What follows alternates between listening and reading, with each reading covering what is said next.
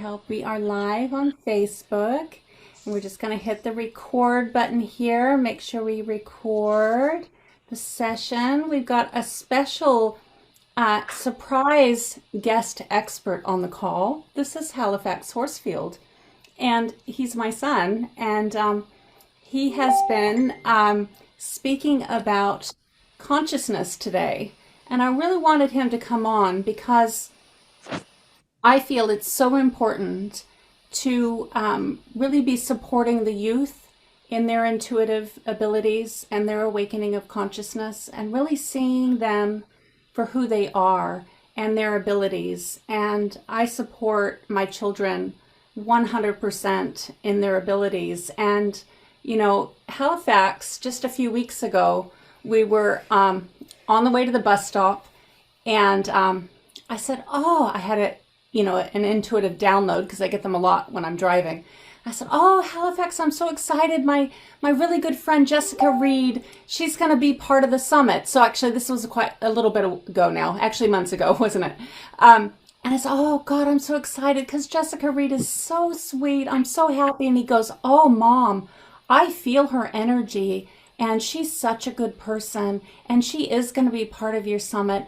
And oh, she's so nice, Mom, and she's so pretty, and she loves horses. And he was just like, and I feel her energy. And I was like, oh my goodness, honey, she does love horses, and she is really pretty. And he says, and she's a really good person, Mom. And I said, she is. And he knew her. He could feel it. He says, I feel her. I said, wow. And it really made me realize how intuitive he is. And this summit has opened the floodgates of this conversation that we've been having. And today he just had this huge awakening of consciousness. And it was so profound and so beautiful. And he wants to share it with all of you. So Halifax, go ahead. You can say whatever you want to say. Because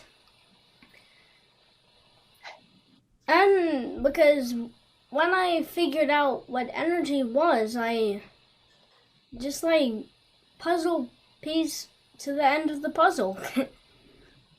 It's like I just got the last puzzle piece to a puzzle. Yeah. And then I just completed the puzzle, and I knew exactly what was happening. And sweetie, you look right there at that little circle, right in between the two circles. You look at right there. But tell everyone there what you said to me about. Because I saw all the spirits everywhere. They were all confused. Some of them not very good. But when I learned about the energy, I figured out that you can do more than just manifest and sense and energy. You can do a lot more than just that. You can also create what I like to call energy hotspots, which is like an orb of energy in the middle of the room that emits a type of energy. Because I saw that there was all these confused and angry spirits all around. So I was trying to create something that wouldn't affect me and my mom on the inside. Yeah, and he did. He created, I watched him. He created an energy hotspot, didn't you? And he came up with that. I didn't. And he brought in all this white light, and he held their hands, and he brought them to the light, didn't you, Halifax? Yeah. It was really beautiful. It was really profound, and I just feel so blessed that I can help him with this, and I've been told he's a healer, so I did know that, but to witness it firsthand today, on the day that we're coming on to speak about consciousness. And what did you say to me, Halifax, right before the call? He goes, on some level, Mom, you knew that today we'd be talking about consciousness. Yeah. Mm-hmm. Tell them what you said about our brain being a transmitter. Yeah, because all the scientists saying these are the motion receptors and these are the optical receptors, but in your brain. But no, they actually, because the motion, the things that are known to create motion for the human body to scientists with your brain is actually a converter from different planes of realities, because your spirit is a supercomputer. Because of course, if you got a computer, but if you don't have a screen, then what's the use of it? Yeah. Yeah. Excellent. You have really got a handle on it. I'm amazed. Unless Your you're insights are like brilliant. really special and you can like sense electricity pulses through the graphics card outputs, but you know, almost no one can do that. Yeah. And so you were saying the brain is like a converter of the energy. But sometimes you can sense the energy without the brain. Yeah, There. through the feelings. Huh? Yeah, through the energy. You can see it's basically you can see it. You can explain what you see, but you can't explain how you see it. Yeah. Yeah. Good distinction. Whenever you try to explain it, no words come out. Yeah. Yeah. But he could feel all the energy, huh? It was pretty profound. It was pretty amazing. All right, baby. You probably should go and have your dinner though, huh? Thank you so much for coming on and sharing your story. Is there anything else you want to say before you go?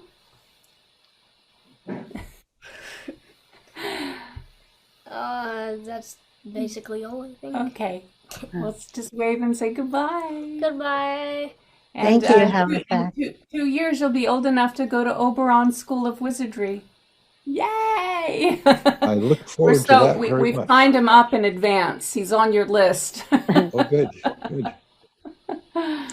I'll do the Jedi Master training, and then he'll sign up for the School of Wizardry in a few years. That's Yeah, perfect. I also have something to say. Because, you know, in like movies, superheroes, they have like telekinesis and stuff. You know, everyone has that power.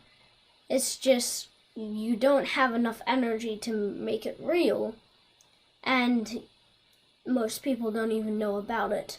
If everyone on the planet knew about it, and if they were all making, like, using their little amount of energy to create a lot amount of energy to create an object, this whole world of people and beings could create a physical object with their energy.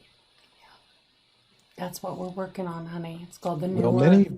many scientists believe that this whole world is, in fact, being created by our consciousness, our subconsciousness. And the real trick of becoming a wizard is becoming conscious of that. So you're creating intentionally rather than just unconsciously. Yeah, because the physical objects you're looking at or feeling now are nothing different from the energy you're doing now. You're feeling and like doing work with now.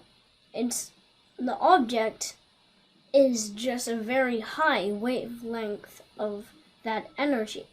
It's just we emit such a low wavelength, it doesn't really make much of a difference. Can still make a difference if we're together. Yeah.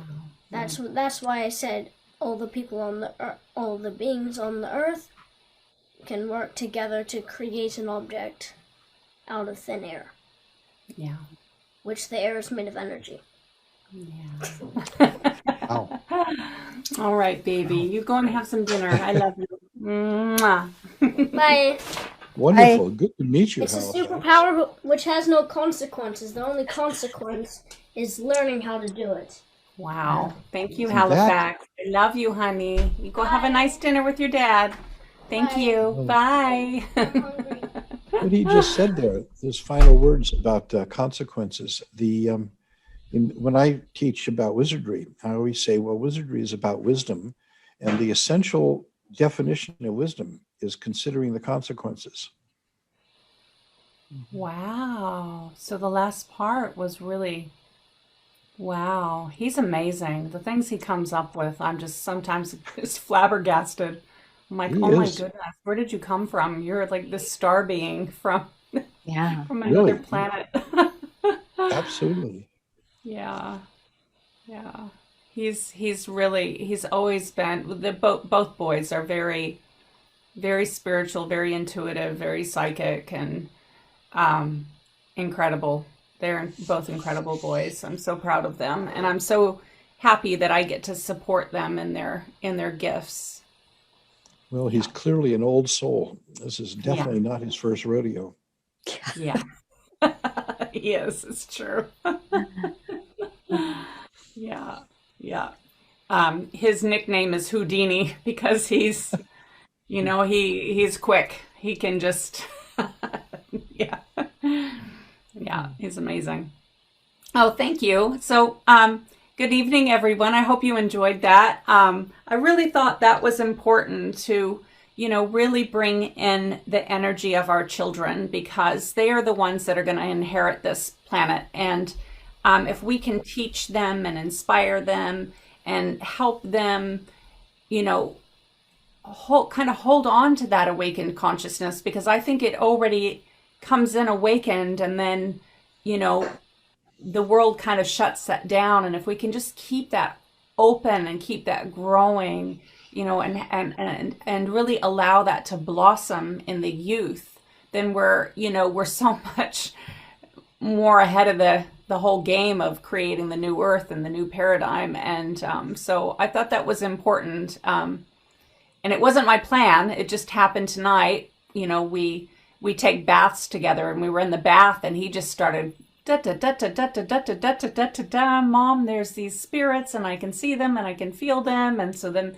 he created this energy field, and we brought them to the light together. And and he was scared, like he was actually afraid. And I remember being young and seeing things and being afraid. And so I, said to him, he didn't need to be afraid.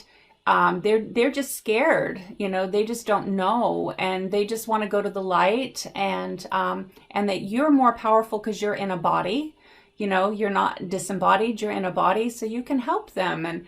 And he really stepped into his, Jedi energy and his power through the whole process. And I watched it just blossom and grow. And then he, had this awakening of consciousness, and he goes, Mom, I understand consciousness, and it's like this. And he was just so passionate. I was like, oh my goodness, you need to come on with me tonight.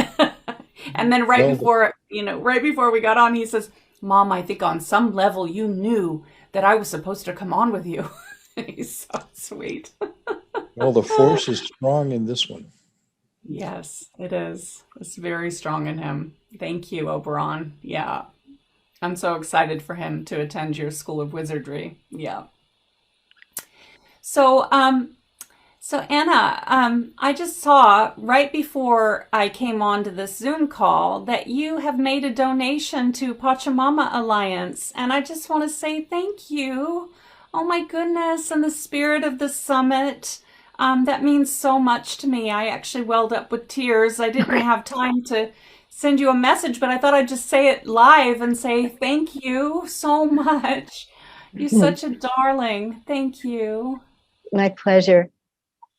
And good morning to everyone that's going to be hearing this for the day that we're all being presented. And I think when you contacted me, which was super sweet, and I told you at the time, I don't have a mailing list. I don't do a newsletter. I don't have any of that happening. And I just wanted to, I've just been witnessing you and your deep, heartfelt care and intention and longing. So I just felt like this was a small way that I could honor that. Yeah. So that means a lot to me. It means a huge amount to me. What? I didn't, it was literally, I took the day off computers today. Okay. I spent it with my children. I did, all the things that, cleaning my house, all the normal human things that you do when you're not doing a summit. I did those today. and then I saw your message right before I came on, and it just filled me up. It filled I'm me glad. up with so much love. So thank you. Yeah. So you want me to say something now, I think. Wow, what would you like to share? Anna Marti is an intimacy coach. She's an incredible goddess. She's been helping humanity in all sorts of ways. She was an inspirational goddess in my awakening journey. When I was, how old was I when No, I it's like met you? 25 years ago, 20 years ago, at I least think I 20 was years ago, 18. maybe I think I was 18. 18 when I started to come to Body Move Yeah, Studio. yeah, because Yeah. that must have been right at the tail end. Yeah. Anyway, I I wrote down, we were speaking a little, and thank you so much. What a gift to receive your son and that clear being. And I think all of us on the summit have a different language and a different lens, and so there are, everybody is showing up. It's a different level of consciousness and different levels of trauma and some scars that they've taken on. So listening to words from one person that kind of like sounds like a foreign language, you can hear things from another person, and it can create some space. I really enjoyed what we were speaking about a little bit before the call, and then when we started going live, was just about, you're born and it's an empty hard drive. It's just an empty hard drive. And there's this kind of this pure consciousness, which is what we're really spotlighting today.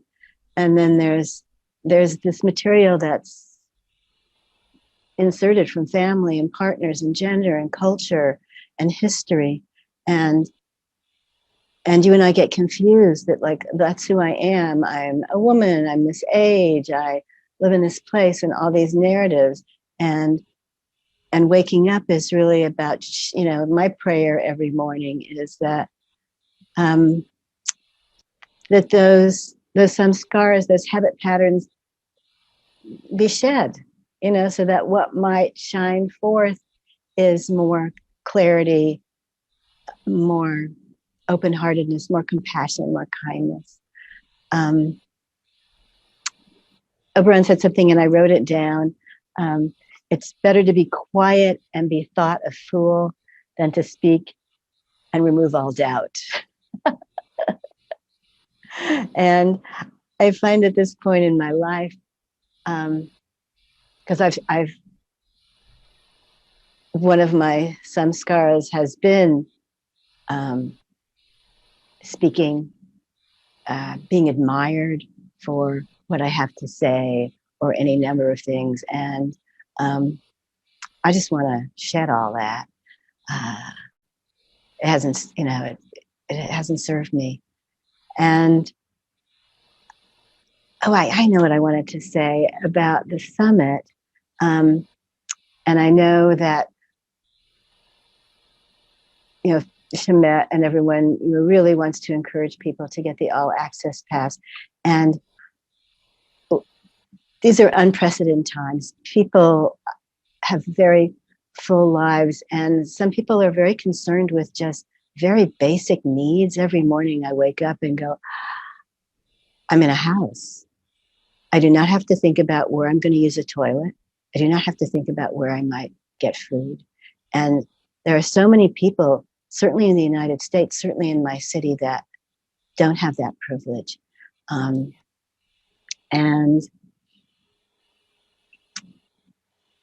And so if you have the all access pass, that means you've got forever to go back and listen to people and things that you might have thought, oh, that's not interesting to me, or I don't know how that fits for me. Once you have it, you always have that to kind of be ignited and go, oh, yeah, there might be some wisdom for me in that. So that's my plug for that all access pass, so that you can have access to the material that today may seem like, I don't know, why do I want to do that? but Yeah, I think Oberon probably is a contemporary of mine, and we can say there's a lot of things that, you know, 20 years ago, 20 months ago, I thought, well, that's not relevant to me, and to find that there's deep wisdom there. As far as consciousness and what I'll be presenting, my portal initially was sex and relationships, and it can be a very potent portal for um, for those reflections of, oh, I use relationships for um, self-esteem. I use relationships to be admired. I use relationships to manipulate other people, and most of us are walking around not aware of that. And so for me, that was the door I came in to have all those patterns reflected back to me.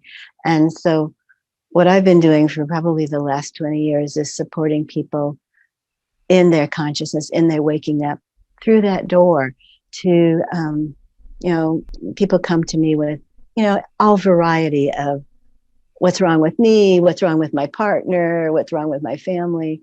And my hope is that I can remind myself and everyone I have contact with what we are reminded now pretty potently through every news platform, which is, I don't know that it's not my last day. I don't know that this is the last engagement that I have. So if I keep that in the front of my consciousness, my judgment, my criticisms of a partner, of my kids, of people not doing things the way I'd like them to be done, it dissolves.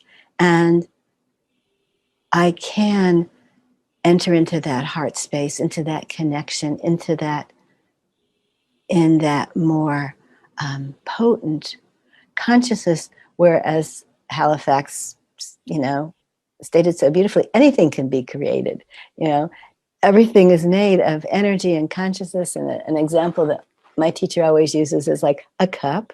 Before this was a cup, it was clay. Before it was clay, it was all these elements. It could be made into anything, which is how we are. I showed up like this. Oberon showed up like that. Different cups. And then this cup has consciousness, but it stays together because the energy is just moving a lot more slowly. But I could smash it, and it would be made into other things.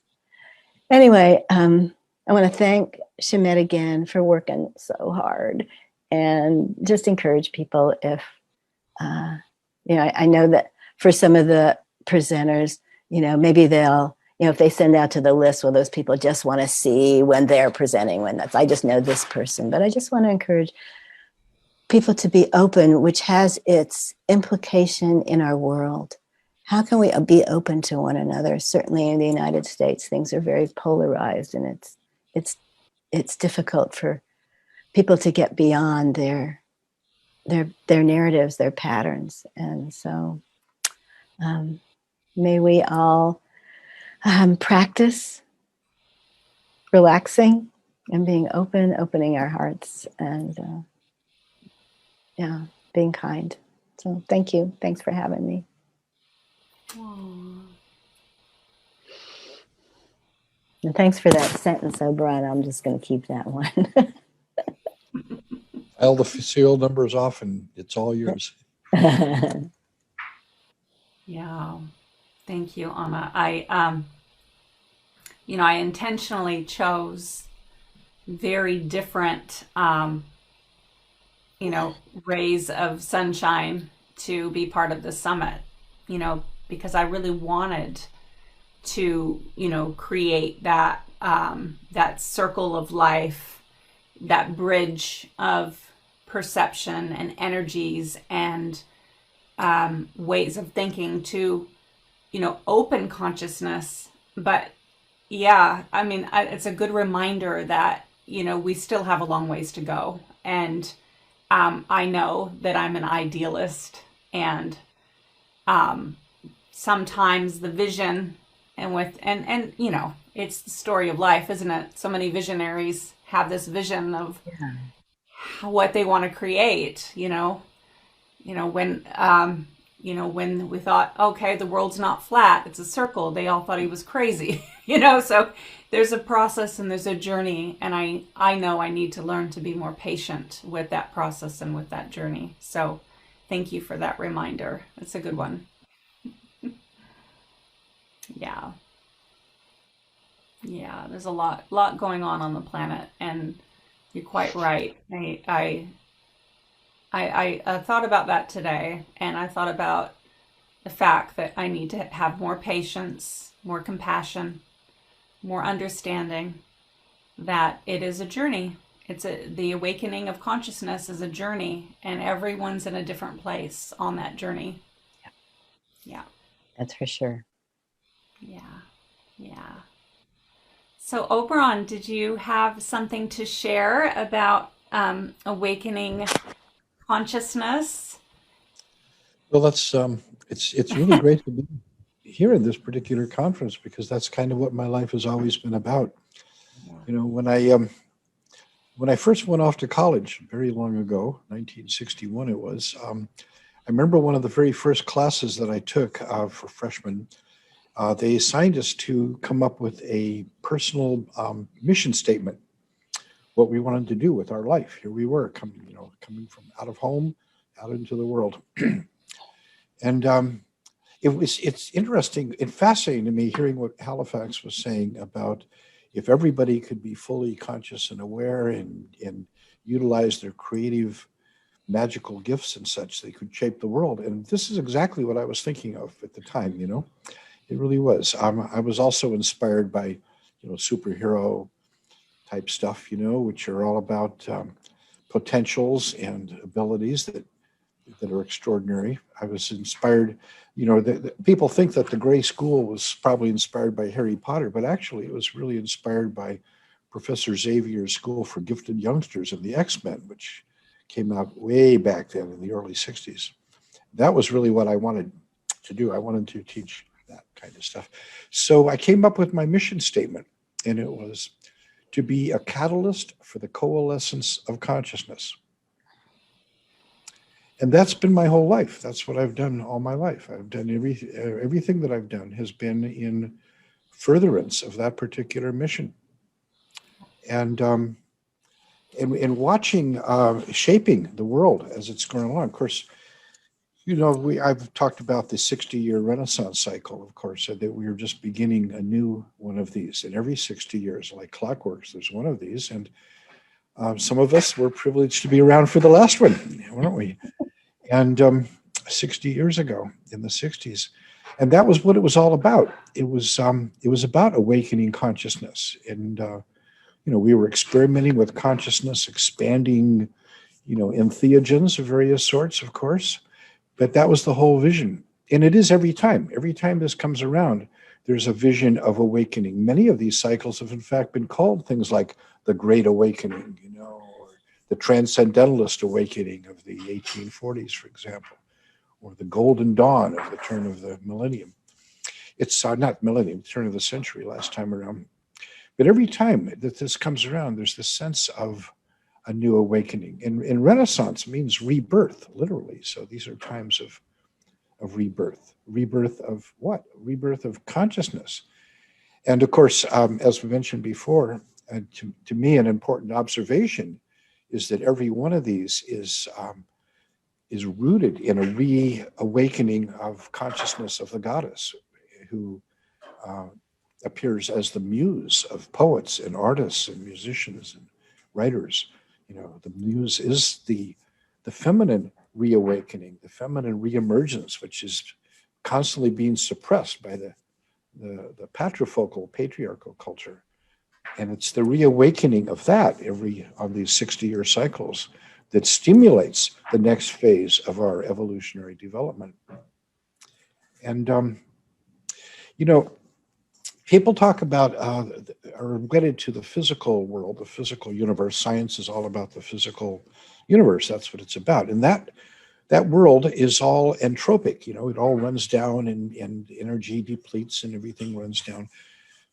But none of the equations of physical science address consciousness or life itself. There is not even a coherent definition of life itself. Look the word up in a dictionary. It will talk about, well, life does this and it behaves such and such. But the descriptions of what life does don't really distinguish it from things like, say, fire, which does the same things. And it's just not a part of the equations. And yet that is the essential ingredient, because while we can look around at the physical world and things run down, the living world is not that way at all. The living world is constantly increasing energy, and it's the antithesis of entropy. So I would define life as anti-entropy. It's the antithesis, and consciousness is the core of it. Well, now that there is becoming this amazing merger of quantum physics and magic that was disassociated 400 years ago in the Renaissance culture that was called the scientific revolution of the 1660s. The whole point of that was to separate these things out, to separate real science and real stuff from superstition and magic and nonsense. But they really didn't have the knowledge or skills or tools to determine what was really true. There were no microscopes. They just invented the telescope and were beginning to discover that the universe is a little bigger than they thought. Galileo, just discovered that there are other planets, really. His discovery of the moons of Jupiter was only 410 years ago. So it's really, really a tight here. So now, as we're learning more in both directions, as our science is enabling us to dig deeper and deeper and reach out further and further, we're discovering that the newly articulated laws of quantum physics are in fact the same as the laws of magic that have traditionally been there. We just now have explanations, because magic has pretty much been relegated to the things that we can't explain. That doesn't mean they're not true, because there's a lot of stuff people couldn't explain hundreds of years ago. There's still a lot of stuff we can't explain. There's mysteries abound. We still have no idea of how life itself originated, for example. That's a huge mystery. We still don't know, where everybody is out there. We can't believe that now we know that every star in the galaxy, every one has planets. And many of these have habitable zones in which life could thrive and exist. And we're now coming to realize that life did not necessarily originate on Earth, that it was brought here in the same comets that brought the water, that all the water on Earth was brought here by comets, and that all the other planets have got water too. We're not the only one. It's just most of it's frozen out there, but it's still water, which means that life is pervasive everywhere. But what is the original, ultimate origin? We have no idea, but it appears to be a property of the cosmos. And it's emergent. It's constantly increasing consciousness and constantly increasing awareness. Back in the 19th century, one of the great paleontologists, Othniel Marsh, came to the realization that as he was studying fossils of prehistoric creatures, one constant emerged in all warm-blooded animals. As the evolution proceeded, the ratio of brain to body kept increasing. They got smarter and smarter and smarter, and it became known as Marsh's law, that principle, that in every warm-blooded lineage, consciousness increases with evolution. And now, of course, with the concept of the Gaia thesis, that we can realize that what we have called evolution is simply the embryology of a planetary organism. And all organisms have two essential ingredients of life that is the core of all living things. One of them is the urge, the need, and the very fundamental requirement to reproduce. That's built in. Every living organism has to reproduce, or species or collection or something. Reproduction is crucial. But the other is consciousness and awareness. And that emerges with life at the very beginning of it. And our most sophisticated machines today cannot give us the consciousness of something as simple as, say, a spider, you know. I mean, just watch a spider. You want to see consciousness and intention? You know, if it's a hunting spider, they're as conscious as any cat stalking a mouse. You know, they're out there doing that. Or if it's a web weaving spider, boy, the consciousness involved in perfecting the geometry of their web is astonishing. So if we recognize that the entire biosphere of the earth is one single vast living organism, then the direction of reproduction is a part of that, as we will eventually be sending the seeds, the gametes of Gaia out into the universe. But also the emergence of planetary consciousness is inevitable. And some of us think that that's been there for quite a long time, that the awareness of the goddess, of Mother Earth, that is primal to all human culture, was in fact a recognition of the reality of the consciousness of a living planet. But that's been suppressed and knocked out, and those who connected with that, the priestesses who manifested and articulated all this, were systematically exterminated over millennia. It was really quite brutal if you study that whole history there. So we could say that Gaia has been kind of in a coma for a long time. But she is awakening now, and with each of these renaissances, her eyelids flutter and she comes a little bit more awake. And then there's always been some kind of a backlash. There's been wars that have followed up, and new oppressions come down.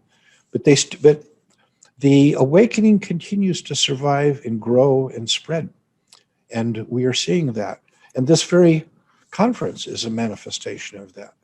And the fact that this particular cycle is being universally referred to as the awakening, I think is very significant.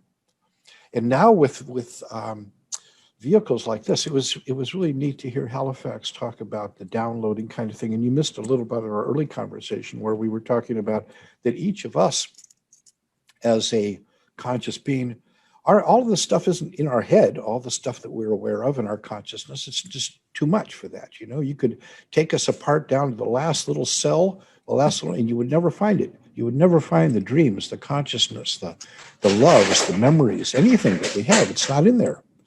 We're downloading the stuff all the time from the cloud, as it were, and the cloud that we think of it, perhaps, the analog, is universal consciousness.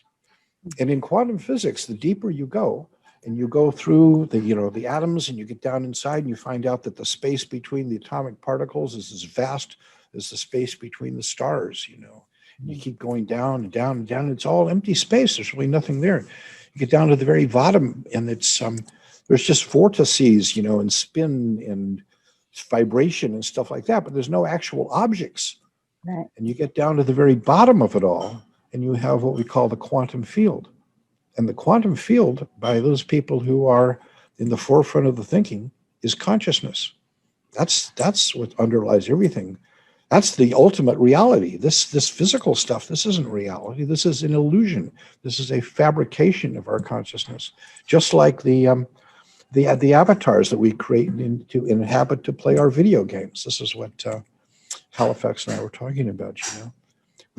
We create these games, and then we create our little avatars, and then we go in and we, take the mouse view, and we can see as if we're in there. And explained to me in his own way, in his own words, it's exactly what he said to me today. Exactly. And the fact that said that to him. Well, this consciousness is coming into him, and and the children are speaking this out of the mouths of babes kind of stuff. But I think that's significant, because each time we live a life, and it's like dipping out, a cup of water from the well of souls, and it's in this cup, and oh boy, that's it. That's the whole thing. Water is shaped sort of bowl shaped, and it's this, and that's not it. It's universal. It's everywhere. We just have these little cups that we inhabit. Well, that's what we are. These bodies are simply cups to contain temporarily this universal consciousness. It's a small amount of it, in the cup. Well, when the cup is no longer hold it, when it's broken or emptied, where does it go? It doesn't disappear. The water doesn't disappear. It just simply flows back through the cycle, back to the well of souls, back to the common ocean, from which new cups will dip more. But each time around, the lifetimes that are lived increase the experience, the knowledge, the consciousness, the intercommunication, all of that. That's the whole point of having these cups. If you're just in the ocean, you don't have any of that stuff. But when you're in a cup, you get to have all this experience and learn and relate to each other and gain additional insights and wisdom through that stuff. So that keeps increasing. Generation after generation, this increases in our overall consciousness and collective consciousness, and our collective awareness continues to emerge in an anti-entropic field of consciousness and awakening. And that is fundamentally and inevitably feminine, because that's the definition of the source of life. You know, we talk about the mother lines. The mother is what produces things. You know, that's how it goes. It's we talk, even when the cells divide, we talk about the mother cell and then the daughter cells. You know, kind of stuff. But when that happens, when cells divide, you know, they don't. It's not like having an offspring. There isn't one original one and then descendants. You know, it's the same one, just now in two different cups, in two different containers. And so the trillions of cells that make us up still are one single organism, just as the trillions and trillions of beings on Earth are one single organism. And we're just cells in this greater body. But we're also just a bunch of containers for little bits of this universal consciousness. Yeah. Which is why water is such a perfect metaphor for life and consciousness. And in the Church of All Worlds, of course, which is my particular thing, we say water shared is life shared, and we say thou art goddess. So yeah, oh yeah. Should we toast that? Toast to our connection: one mother, one father, one connection, one body, exactly. One body, one body. One. It's all one. We're all one, and we're all different, and we're all unique. We're all like snowflakes, but we're all one. I love that so much. I like the snowflakes. Yeah, I do too. There's a lot of snowflakes here right now. It's incredible. Sweden is covered in snow. So beautiful. We're supposed to have snow here today, which is interesting. Yeah. Oberon, are you in Oregon? Are you in Oregon, Oberon? No, I'm in Washington. Yeah, we're near Seattle, and it's predicted that we're going to have a couple of inches of snow this evening, which is unusual. Yeah. We've got that as well. Yeah. Really? Where are you? I'm in Portland. Oh, you're in Portland. Oh, well, hi. Yeah, just down the road. Down the road. All right, just down the road. Well, I'm in Redmond, actually. So. Yeah. Well, Schamet, thank you so much for Anna, before you go, us. I know you've got to go, but before you go, I would love to hear from you, Goddess, in your awakening of consciousness through through your practice of working with the Shakti energy. Just a little bit about that journey. It's so fascinating to me, and it's very relatable as well. You know, it's a different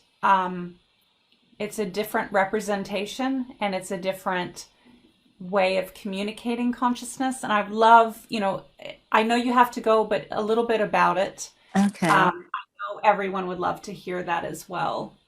Yeah, and I think I speak about it a little bit in my interview. I've always been, God, from the time I was quite young, I had this longing, and I remember we got, my parents are immigrants. We got my grandmother out of 2 concentration camps, and she lived with us.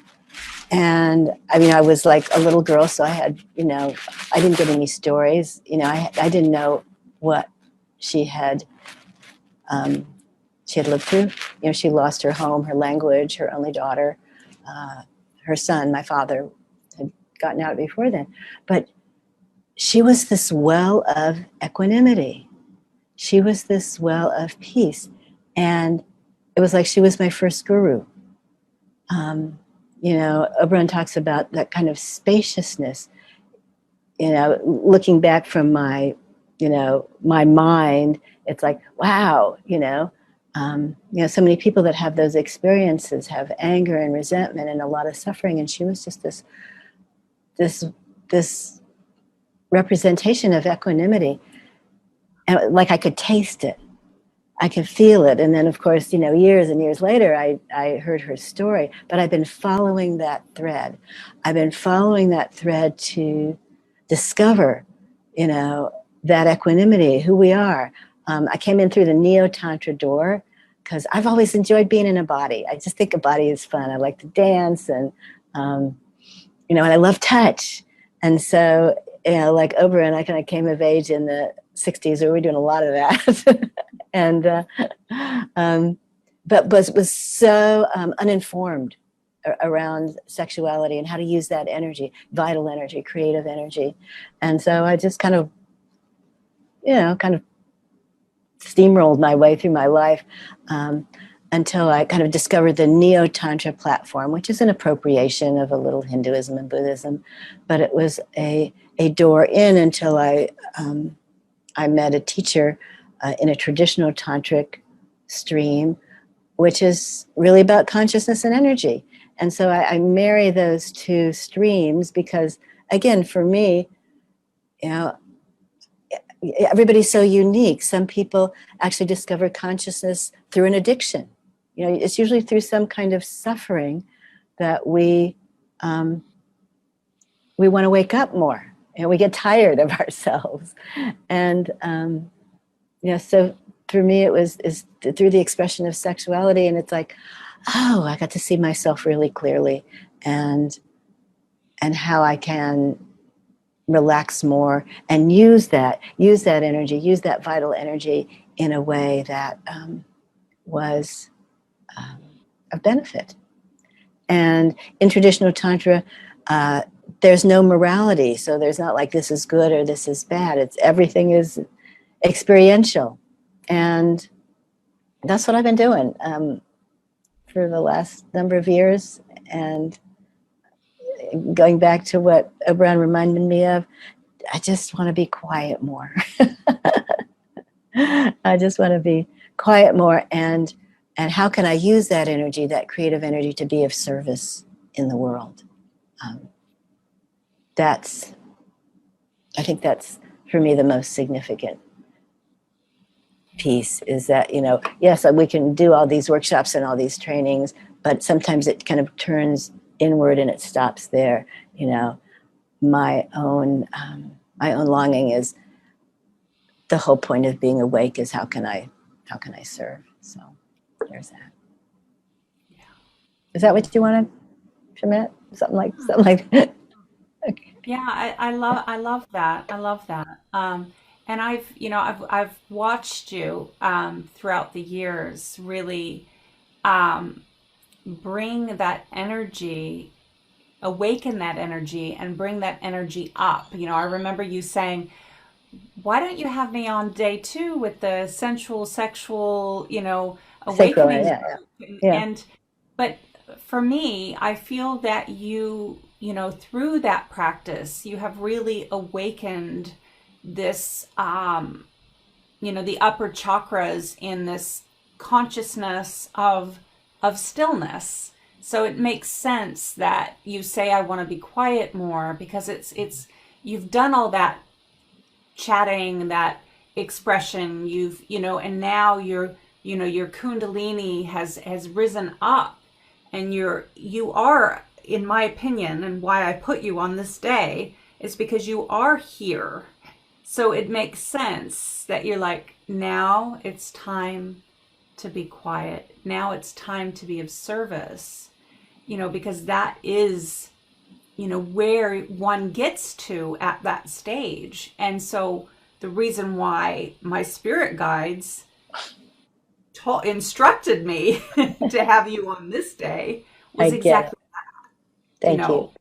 Yeah. And such a beautiful representation of the work and, where it goes. And that's the ultimate. And that's because your cup is full Anna. You know, your cup's already overfilling. And so you're at that stage where you can be that, you can be of service, and that's so beautiful and admirable. And thank you for all the work that you've done, because I know it's been a huge amount of dedication and commitment for years. Thank you. Thank you. Yeah, yeah, beautiful. Such a beautiful, beautiful soul. So doing such incredible work in Portland. Portland is so, so blessed to have you. And yeah, and I love how humble you are. You're such a beautiful woman, and thank you so much for being part of this summit. Definitely, all of you that are listening, make sure you listen to her presentation tomorrow. It's so uplifting and so beautiful. Okay. Thank you. All right. I'm going to say goodbye to Yeah. everyone and get to work on the other things in front of me. Yeah. Thank you, Oberon. It's really sweet to hang out with you. I really didn't know you at Likewise, all. and I'm Yeah, so delighted to meet you. super sweet. Maybe we'll talk again sometime. Okay. Schamet, bye, darling. Have a wonderful day. Thank you. Bye. Thank you. Aw, love you, honey. Mhm. Aw. Wasn't she gorgeous? Well, that Mm, was lovely. yeah, yeah, yeah. She's beautiful. She's, you know, such a beautiful representation of bringing that Shakti energy up and awakening consciousness and getting to a place where, you know, she can be of service for her community and serve her community in a really beautiful and powerfully heartfelt way. And I'm really grateful to her for she donated money to Pachamama Alliance today in the essence of the summit. So that was really beautiful, and I'm really touched. I'm really grateful and blessed. So she used to own a yoga studio, a dance studio called Body Move Studio in Portland, Oregon. And, you know, I had a lot of my awakening in that studio, doing yoga and dance and learning dance therapy and studying. And that was my second home for many years, almost 4 years. So, yeah. Yeah. So, Well, is there she's anything else, Oberon, that you'd like to oh, say and like to share? well. It was nice that she finished off with emphasizing that our purpose here is service, and I really feel that so strongly. You know, this is a core of the teachings I have at my school. Is that the whole point of our lives and of learning stuff? You know, is how to be of greater service. You know, and to well, facilitate the awakening, really. I mean, that's kind of what it's all about. But we do that through service. And I'm delighted that this conference is sponsoring the Pachamama Alliance. That's a wonderful thing, too. You know, when I was down in South America, in Peru and Ecuador and all the areas down there, I've actually spent a bit of time down in those parts of the world, Guatemala, Yucatan.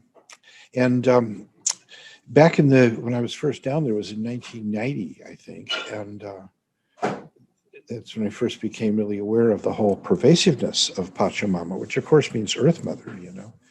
And at Machu Picchu, there's a great altar, a shrine that's a great slab of stone, and the outline of it exactly matches the outline of a mountain behind it. So if you sit in exactly the right position, the outline of the stone matches the outline of the mountain, and that's called the Pachamama shrine. So I was sitting there at the right spot at that exact point and meditating on the whole thing and totally getting off on the universality of Pachamama, of the Earth Mother. There is no more universal archetype. And while I was there, a bunch of school kids came by, and the teacher was kind of explaining about the ruins and stuff, you know. And I just kind of overheard her, because she was speaking Spanish, saying that this is the Pachamama shrine, and then she translated it as Tierra Madre. I said, yeah, right. There is a word for this in every language. Tierra Madre, you know, Gaia, Hertha, Pachamama, Earth Mother. It's universal. That was a great insight to me, to realize that this is something everybody knows. And when I was first working on my very small sculpture of Gaia, everybody who saw it totally recognized it. Oh yeah, that's Mother Earth. Yes, everybody knows Mother Earth. So I think this is being an agents of the awakening, as it were, is sort of we're on Her Majesty's sacred service. Yeah. I see this summit and everything that I've done, 3 months of full time with overtime, service to humanity and service to awakening consciousness. And, everything I do is in service to my children and to their future, and, to not just raising money for Pachamama Alliance and Women's Refuge, but to reaching as many people as possible through these conversations. And, I do hope for those that are listening that you listen to every speaker, not just the ones that maybe you're familiar with, but, each and every person, because each and every person has a different activation to offer, to transmit. And, the feedback that I've been getting is incredible, saying, wow, it was surprising about the awakening of consciousness I had after listening to this person speak, which I didn't realize that I would have, because you never know what pearls of wisdom, come from who at different points. And all of that's going to activate you in different ways. And so, yes, I want to raise money for Pachamama through this summit, but it's bigger than that. It's bigger than that. It's an awakening of consciousness through all of the conversations, as well as, of course, raising money for Pachamama. And, when I was a little girl, I think I would have been about 12, and I heard about the rainforests being destroyed. I remember just crying and crying, and I knew how important the rainforests were. I could feel it in every cell of my being. And I knew that if the rainforests get destroyed, then there's no hope for humanity. And I mean, no one told me that. I just knew it. And so I started a petition, and I got everyone in my hometown, thousands and thousands of signatures. My science teacher helped me, and we sent it to Congress and to, everywhere. And, I ended up getting Burger King ended up changing all of their packaging to recycled material, and they stopped farming in the rainforest, which was a huge, it was huge for that time. And I got free Whoppers for a year. All my friends and I had these free cheeseburgers. At that point in time, I ate cheeseburgers. And, it was interesting for me as a little girl to, be passionate like that and knock on doors and create change. And I realized that's what we can do. That's what we have the power to do. We can create change. We can create a movement. And, it is my prayer and my intention to create not just a ripple, but a wave of awakening consciousness with this summit and with each and every one of you. So if you're listening to this, you're getting value from it, share it. This is going to be up for a while, and, as long as possible, I'm taking it evergreen, which means, it's not going to just be up for this little bit of time. I want it to reach as many people as possible, because just like my son Halifax was saying, and what Oberon has been saying, is that if each and every one of us is imagining and creating in our mind and in our reality the change that we want to see and be the change that we want to be, then the object that Halifax was talking about can be world peace, can be heaven on earth, can be this magical world that I know I live in. And I want to share that with everyone. I live in like a fairy princess reality that I have created, and I have this little, like white light bubble of happiness and joy. I want that for everyone. I don't want it just for myself. I want everyone to have that. And it's possible. It's probable, actually, isn't it, Oberon? If we can all do it together. And like, my son, he's 9 and he gets it. He's like, if we all do it, Mom, then we can do this. And I said, that's what I'm doing. He's so excited. He goes, oh, Mom, I'm so happy about the work that you're doing on the planet. That's wonderful. He's just awesome. He's exactly what what the world needs and expects, and is happening. A new generation of awareness that is taking this and running with it. Taking up the torch and bringing it forward and spreading the light. It's wonderful. The impact that he will be having among his peers and other kids, and as he grows up, the influence gathers on. He's got just an amazing destiny ahead of him there. He's going to be a great spreader of the light for certain. I'm thrilled the idea that he will be coming to my school, and that will be terrific because it'll put him in connection with other apprentices and wizards throughout the world. And we are creating a growing, glowing noosphere of consciousness around the globe. All of us. And here you are doing this, and other people are doing things everywhere. There are actually now quite a few organizations and websites that have been coming to my attention that are about this, about awakening and transcendence and transformation. It's really pretty cool to see.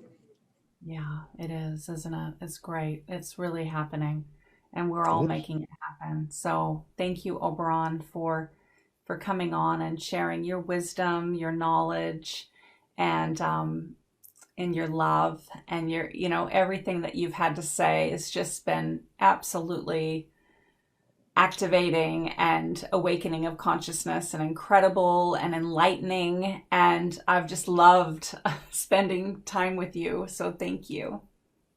Well, it's been a pleasure and an honor, Schamet. Thank you for having me on. Yeah. And I'll see you. Blessed be.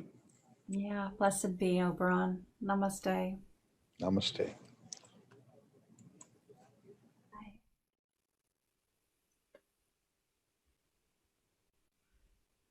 Oh, I almost forgot about the raffles. I'll do that right now. Hopefully you're still listening. God, that was amazing, wasn't it? Oberon is so incredible. I could just listen to him for hours and hours. He's just so amazing. He's a wizard. He's so intelligent and charismatic and beautiful and enlightening, and just has so much wisdom. So let's see. Raffle time. Let's see. So thank you all for signing up for the All Access Pass. I sent an email out to everyone today because a few people sent me emails, and it sounds like you were in the free area. So there's a free summit area, and then there's the All Access Pass area. The All Access Pass area has all of the freebies and all of the backstage conversations and PDFs and posters and ebooks. And you'll know when you're there because there's a whole bunch of extras. So, just make sure that you're in the right location, and you'll know it by underneath every video is the MP4 audio. So you get all of the audio as well as the video, and then you get all of the extras too. So just wanted to clarify that, because if you're in the free summit area, you might be going, really? Is this the all access? And so it's not. You got to go to the other one.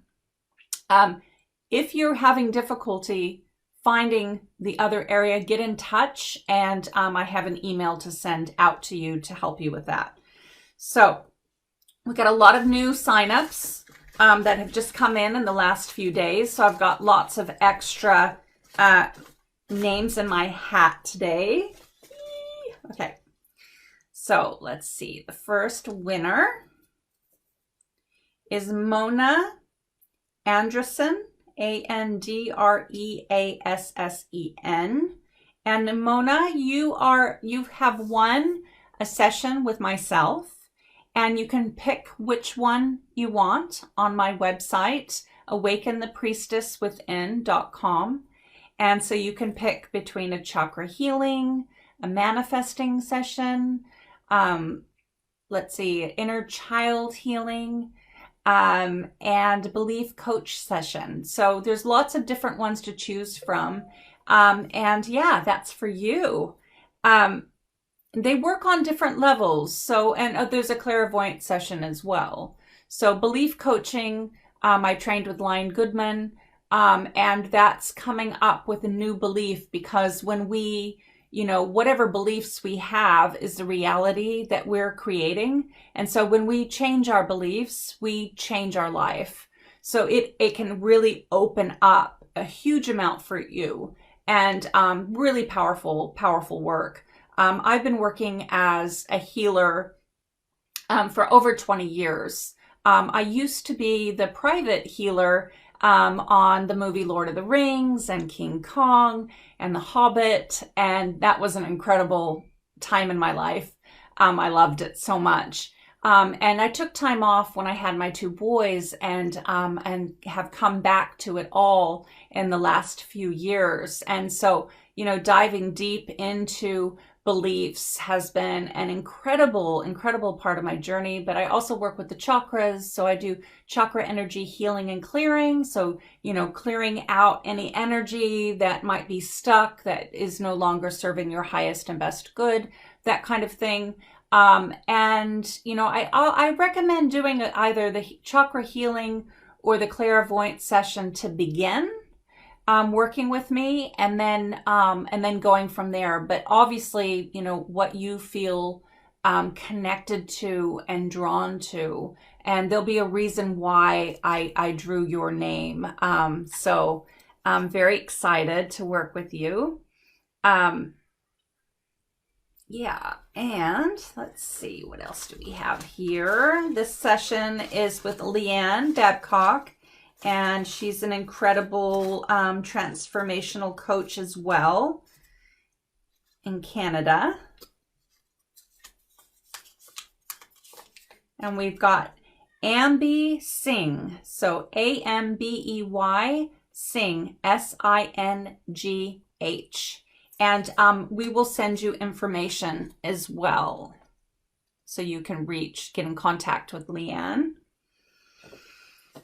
Yeah, let's see. And we got one last and final winner for today.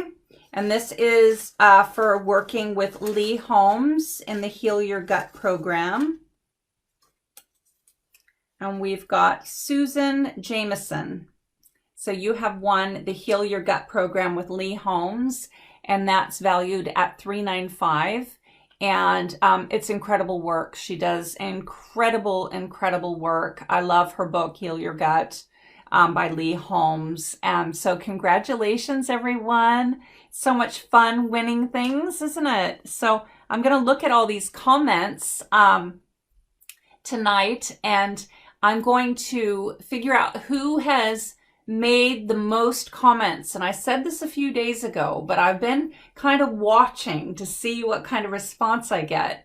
And whoever has the most comments is going to win a session with me as well. So make sure you share some lovely wisdom and some emotions or some feelings, and, or anything that you want to share. I'm loving seeing the comments, and I know everyone else is too, because we chat, and it's like, oh yay, everybody's getting so excited, and it just feels interactive. And I know I'm not very good at reading the comments while I'm on here. Maybe I should just do that real quick. Let me see. I do need to get better at doing multitasking. Let's see if I can find you. Just give me a minute. Okay, I found the page, and I'm looking at myself. There I am. Oh, Diane. Hello, Diane. Yay. Nice to see you. Oh, I know. I love Oberon too. Yeah. Oh, simply knowing of his existence has expanded my consciousness. I know, huh? Oh, I love Oberon. Oh, I love your moonstone, Schamet. And Oberon, you are such an amazing storyteller. Oh, thank you, Anne. Aw.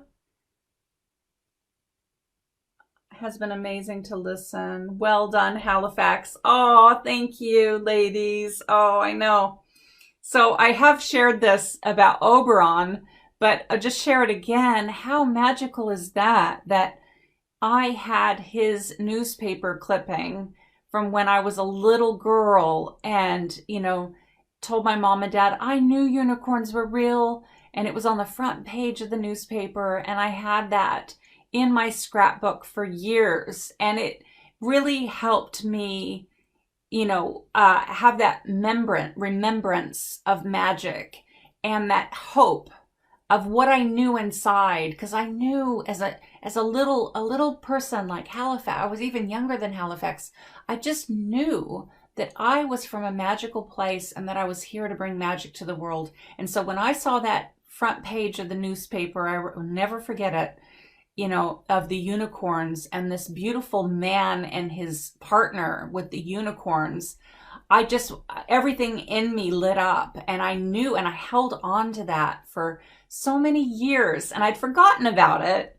And then when I was interviewing Oberon, it like came back, and I was like, I wonder if this is him. And then I went online and I looked at the photos, and it was like, oh my goodness, Oberon, it was you. And he says, well, I can't imagine anybody else was raising unicorns at that time. I think we were the only ones. I was like, wow, that's so amazing. Like a total full circle of, remembrance and the magic and the connections of these people that we have, and that we're all interconnected. And, we are the microcosm of the macrocosm. And, what Oberon is saying is true. Bringing that magic back into the world is what is going to create the new paradigm. And we're doing it. We're creating the new paradigm. We're creating the new earth. And it's so magical and it's so fun. And I'm so happy that you're all here, reconnecting to love, reconnecting to magic, and reconnecting to what your soul path purpose is and what you're going to be bringing into the earth, into this reality, because we all have something magical within us that we are bringing. And it's so exciting, and I'm so happy you're here. And I know many of you already have such incredible torches of light that you are holding and that you are creating. So thank you. Thank you for being part of my dream. Thank you for awakening your consciousness. And thank you for your contribution to all that is and all that will be. And it's beautiful. It's exciting. I love you all so much. I'll see you tomorrow. Happy Valentine's Day. This is a week of love and connection and awakening. So thank you so much for being part of this summit. I love you all. Mwah. See you soon. See you tomorrow. Bye.